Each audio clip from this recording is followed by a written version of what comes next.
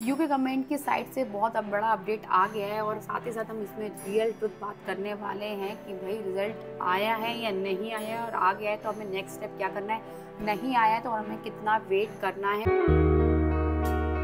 तो friends, welcome back to our channel UK की live blogs. तो आई हो आप लोग सब लोग सही होगे, मैं भी एकदम फंटेस्टिक हूँ। My name is Divyani Gupta और आज की वीडियो में बात करने वाले हैं हम यूटी वीजा 2025 के रिजल्ट के बारे में। काफ़ी लोग कंफ्यूज थे, तो काफ़ी लोग मुझे कमेंट करके पूछ रहे थे कि मैम हमारा रिजल्ट कब तक आएगा, 1 वीक ऑलरेडी हो गया है, यदि आ गया है तो हमें कैसे पता चलेगा कि हम सिलेक्ट हुए हैं या नहीं हुए हैं। उससे भी इम्पोर्टेंट चीज़ कि हमारा अगला स्टेप होगा क्या, हमें कितना पे करना होगा। उससे भी इम्पोर्टेंट चीज़ कि हमें फॉर्म कैसे फिल करना होगा यदि हम सिलेक्ट हो जाते हैं। तो सारी प्रोसेस हम बताने वाले हैं। यदि आप सिलेक्ट हो जाते हो तो आपको क्या करना है, यदि आप सिलेक्ट नहीं होते हो तो आपको क्या करना है, यदि आपके पास मेल नहीं आया तो आपको और कितना वेट करना होगा। तो भाई बहुत सारी बातें करने वाले हैं इसी ब्लॉग में, तो ये ब्लॉग लास्ट तक देखना, आपकी बहुत हेल्प होने वाली है।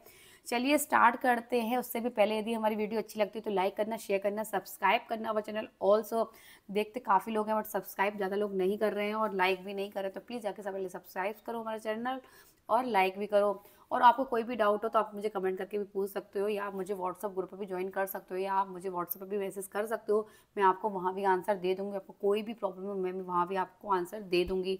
चलिए स्टार्ट करते हैं बिना किसी ब्रेक के। सबसे पहले हम बात करते हैं रिजल्ट के बारे में कि रिजल्ट आया है या नहीं आया है। यदि आया है तो उसका नेक्स्ट स्टेप क्या होगा, यदि नहीं आया है तो भाई हमें कितना और वेट करना होगा। इसकी कोई ऑफिशियल वेबसाइट तो नहीं है कि वहाँ जाकर हम अपना रिज़ल्ट चेक कर सकते हैं या नहीं कर सकते हैं। तो मैं आपको बताऊं कि भाई आपको जुलाई के लास्ट तक या अगस्त के फर्स्ट वीक तक एटलीस्ट वेट करना है। काफ़ी लोग बार बार कमेंट करके पूछ रहे थे कि मैम रिज़ल्ट कब आएगा, कैसे पता चलेगा, और इसकी कोई ऑफिशियली वेबसाइट तो नहीं है। तो मैं आपको बताऊं कि ऐसी कोई भी ऑफिशियली वेबसाइट नहीं है। आपके पास डायरेक्ट मेल आएगा आपकी मेल आईडी से, जिससे आपने लॉगिन की के और फॉर्म फिल किया था, उसी आईडी पे आपके पास रिजल्ट आएगा। उसमें सब्जेक्ट होगा कि you have been selected utility visa 2025, और इनकेस आप नहीं होते हो सिलेक्ट तो आ जाएगा उसमें नॉट सिलेक्टेड दिस टाइम। तो भाई आपको दोनों तरीका मेल आ जाएगा। यदि आप सिलेक्ट हो जाओगे तो भी आपके पास आ जाएगा कि आप सिलेक्ट हो गए हो, यदि नहीं हो गए तो उसमें भी आ जाएगा कि नॉट सिलेक्टेड। तो बस आपको थोड़ा वेट करना है। जिनके पास आ गया है तो वो फॉर्म फिल कर सकते हैं, और जो इनके पास नहीं आया है वो एटलीस्ट अगस्त के फर्स्ट वीक तक वेट करें विदाउट किसी पोर्टल पे जाकर। कोई भी आपके पास ऐसी कोई पोर्टल नहीं है कि आप वहाँ जाके अपने रिजल्ट चेक कर सकते हो, कोई भी इन्फॉर्मेशन वहाँ जाके चेक कर सकते हो। बस आपको वेट करना है अपने रिजल्ट तक का। जैसे ही आपके पास रिजल्ट आ जाएगा तो उसके बाद आपको वीज़ा के लिए अप्लाई करना है। और यदि आप सेलेक्ट नहीं होते हो तो आपको भी घबराने की कोई भी बात नहीं है कि आपको भी नेक्स्ट टाइम मौका मिलेगा। आप भी नेक्स्ट टाइम अप्लाई कर सकते हो 2026 में, वो भी जनवरी में। तो आपको बस वेट करना है। यदि आप इस बार नहीं हो पाते हो सिलेक्ट तो बस आपको वेट करना है और आपको अगेन अपना फॉर्म फिल करना है। और यदि आप सिलेक्ट हो गए हो तो आपको नेक्स्ट स्टेप क्या होगा, तो मैं आपको बताऊँ। पहले तो आपको सारे डॉक्यूमेंट्स अपने रेडी करके रखने हैं। और काफ़ी लोग ये भी पूछ रहे थे कि मैम जो हमारी डिग्री है जो आई है वो हिंदी में है, कुछ लोग पूछ रहे थे हमारे पंजाबी में है, और बट उसमें इंग्लिश भी है, तो वो चलेगी या नहीं चलेगी। तो ये बिल्कुल चल जाएगी आपकी यदि इंग्लिश में है।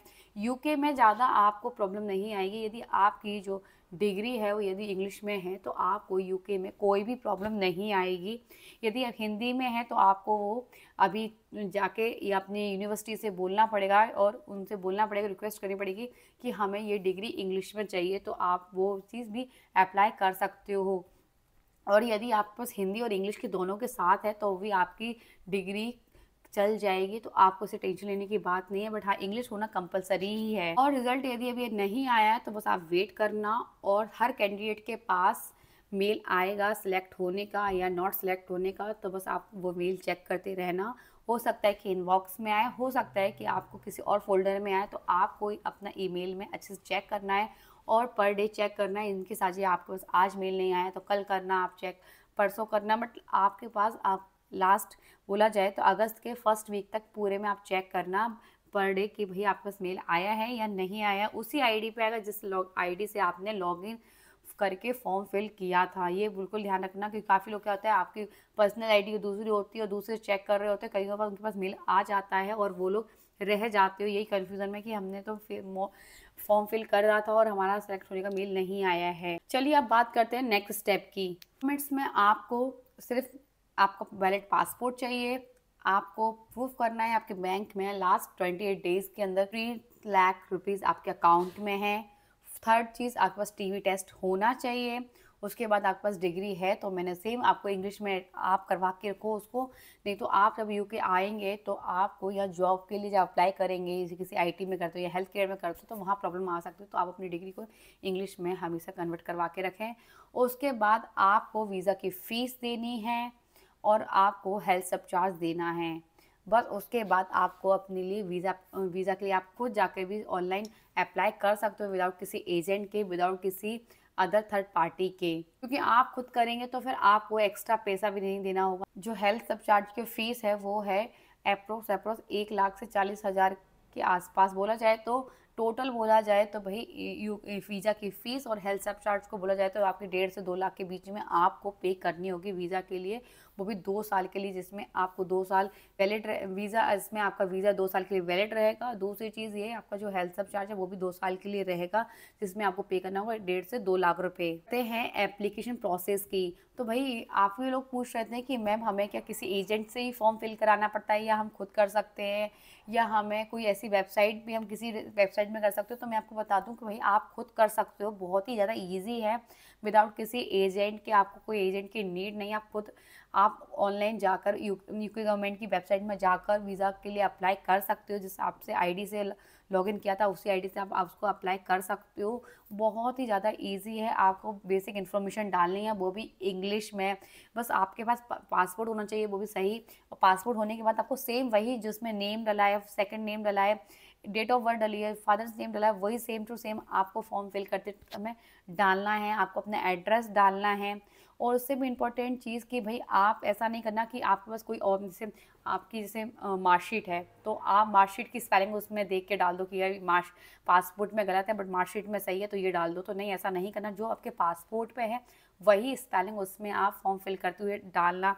सेकेंड चीज़ ये कि भाई आप के डॉक्यूमेंट्स एकदम क्लियर स्कैन होने चाहिए, कई बार इसकी वजह से भी आपका वीज़ा रिजेक्ट हो जाता है। तो इसमें आपके डॉक्यूमेंट्स में आपको मैंने ऑलरेडी बता दिया कि आपको पासपोर्ट की फ़ोटो कॉपी चाहिए होगी, आपको पासपोर्ट साइज़ की फ़ोटो चाहिए होगी, आपके पास टीवी टेस्ट का सर्टिफिकेट चाहिए होगा, इसमें आपके पास उसको आपको बैंक स्टेटमेंट की फ़ोटो कॉपी चाहिए होगी, और आपके पास ऑप्शनल मतलब ऑप्शन है कि आप डिग्री इसमें सबमिट करो या नहीं करो, यदि है तो आपको वो इंग्लिश में ही सबमिट करनी है और वो भी क्लियर स्कैन होनी चाहिए।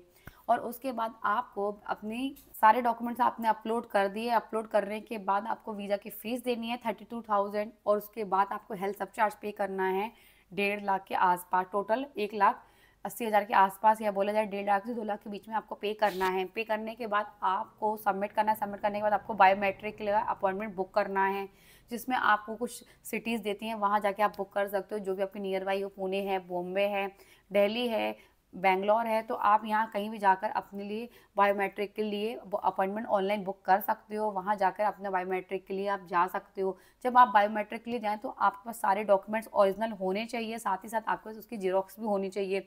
उससे भी इम्पोर्टेंट चीज़ कि आपके पास पासपोर्ट साइज़ के फ़ोटो भी होने चाहिए, पासपोर्ट साइज़ के फ़ोटो आपको लेके जाने हैं, 2 फाइल आप बना लेना, एक में ओरिजिनल रख लेना, एक में डुप्लीकेट रख लेना, मतलब बोला जाए जीरोक्स कॉपी रख लेना, जो भी आपसे यदि ऑफिसर मांगता है तो वो आपको उस समय सबमिट कर देना। उससे भी इम्पोर्टेंट चीज़ प्लीज़ हाथों में मेहंदी मत लगा के ना, यदि गर्ल्स जा रही हैं, यदि शादी है या फ्रेंड्स के जा रहे हैं, कहीं भी जा रहे हैं तो वो मेहंदी लगा लेते तो प्लीज़ अवॉइड करो। जब बायोमेट्रिक के लिए जाओ तो हाथ में मेहंदी नहीं होनी चाहिए, सिर्फ आप अपनी हाथ एकदम क्लियर होना चाहिए, नहीं तो आपकी फिंगरप्रिंट्स नहीं आएंगे तो आपका वीज़ा उसकी वजह से भी रिजेक्ट हो जाता है कईयों बार। उसके बाद आपको क्या करना है, जब आपकी सारी प्रोसेस हो जाती है तो आपको उसके बाद वेट करना है 3 वीक का, एटलीस्ट 3 वीक का, बोला जाता है 1 मंथ भी आप कर सकते हो। 1 मंथ के बाद जैसे आपका वीज़ा अप्रूव हो जाता है उसके बाद आपको अपने फ़्लाइट की टिकट्स बुक करने हैं, वो भी जो भी आपका वीज़ा वैलिड हो गया है और उसके 6 महीने पहले से। यस, काफ़ी लोग कह रहे थे कि 2 साल का वीज़ा है तो हमें पहले ही क्यों जाना होगा, तो मैं आपको बताऊँ, आपकी एक लिमिट होती है कि आप जब आपका वीज़ा अप्रूव हो जाता है तो उसके 6 महीने के अंदर आपको एक बार यूके जाना होता है, आप उसका मल्टी एंट्री कर सकते हो। उसके बाद आप आकर फिर आप चाहे लास्ट में जाओ, मगर आपको पहले 6 महीने के अंदर एक बार यूके जाना होता है।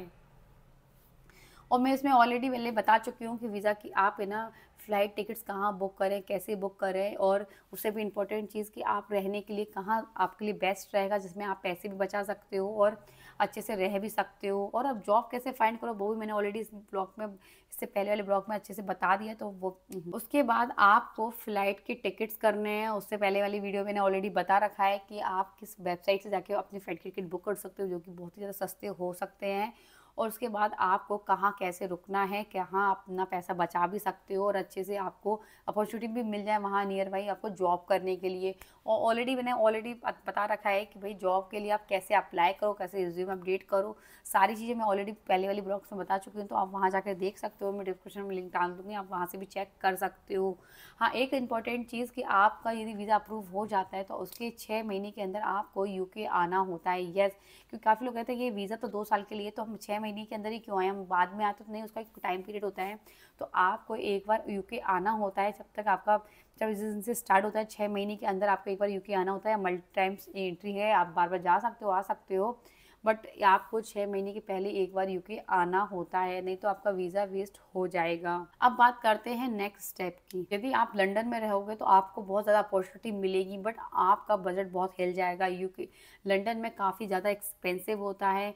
आपको रेंट जो हाउस में मिलेंगे वो भी बहुत ज़्यादा एक्सपेंसिव होंगे, खाने पीने का, ट्रांसपोर्ट का, हर चीज़ बहुत ज़्यादा एक्सपेंसिव होता है। बट आपको जॉब करने की अपॉर्चुनिटी भी बहुत ज़्यादा मिलती हैं।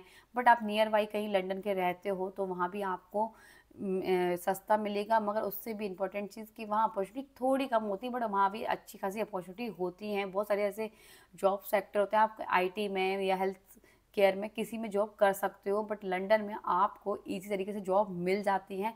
बट आपको जो छोटी सिटीज़ हैं वहाँ आपका बजट सेव हो जाएगा और साथ साथ आपको बहुत जॉब करने की अपॉर्चुनिटी थोड़ा सा कम मिलेगी लंदन की अपेक्षा, बट मिल जाती हैं। बहुत अच्छी जॉब्स हैं जो आपको किसी भी सिटी में मिल जाएंगी। यूके जाना एक बहुत बड़ा स्टेप है। यदि आप सिलेक्ट हो जाते हो तो ये बहुत ही अच्छी बात है, आपको नई चीज़ें सीखने को मिलेंगी।